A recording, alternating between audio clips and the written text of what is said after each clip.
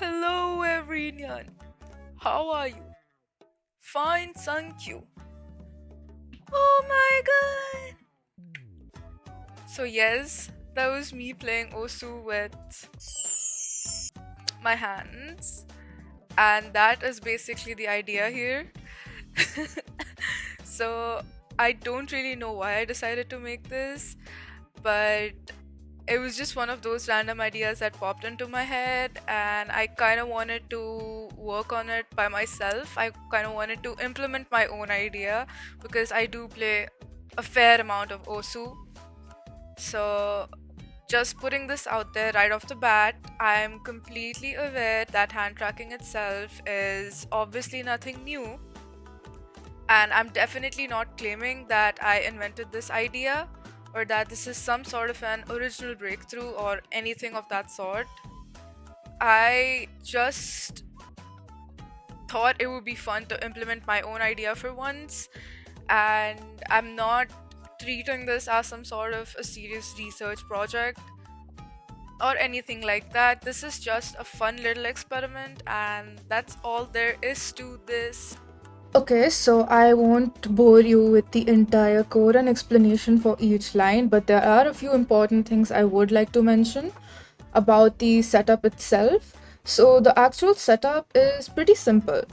I'm using Python with OpenCV, as you can see here. I'm using Python with OpenCV to grab the camera feed, and then you can see MediaPipe over here, which detects my hands and gives me the hand landmarks, and then I'm basically using those hand landmarks to figure out where my fingers are. Now I've got two hands being tracked here. Let me show you it. Yes, as you can see, num hands equals to 2. So basically I've got two hands being tracked here, with one hand being used for the cursor and the other being used for tapping inputs. So for the cursor, I'm tracking the index fingertip,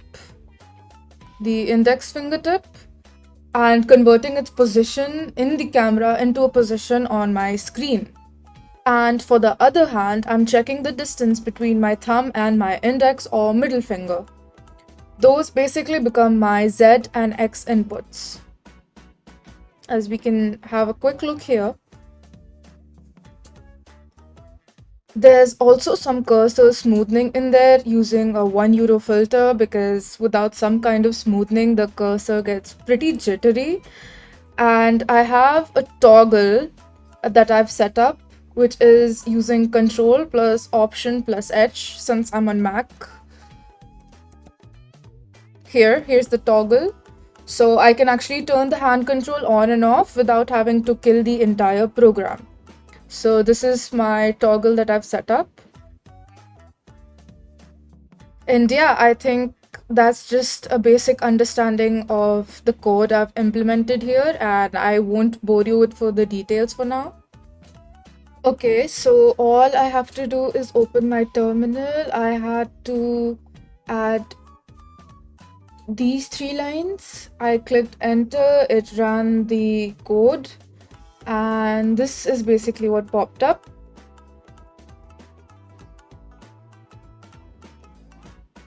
Hello again. Don't mind me tilting, I'm using my second screen right now. So this is the pop-up that opens. Let me try to increase it. Okay, so there you go. This is the pop-up that opens when you run the code, and it's a pretty simple standard layout, nothing too special. And I just want to point out that this is just the baseline. It's just a framework. There's lots to be improved right now, and I'm completely aware of it, especially the latency aspect. So if you're probably thinking of like 30 things in your mind already that needs improvement in this, don't worry, I'm already pretty well aware, because again, this is just a baseline. This is just the framework. This is just the blueprint, you could say. So anyways, going back to the pop-up screen, so we have the experiment title, which is OSU hand control, a small real-time hand tracking title here. So there's a system standby we can see, which is grayed out because it's not enabled as of now. And to toggle between enabling and disabling, I have a keybind set over here. So control option H, which is because I'm on Mac, and Z and X keys, which are also ready. And for those of you who need a little bit of context who don't play OSU, Z and X are basically the default keybinds in OSU to make clicks within the game. And that's what I use when I play, hence the Z and X, which keeps getting repeatedly used throughout the video. And yeah, I guess all I can do is just show you now. Let me control option H. As you can see, the system's active. Now let us see.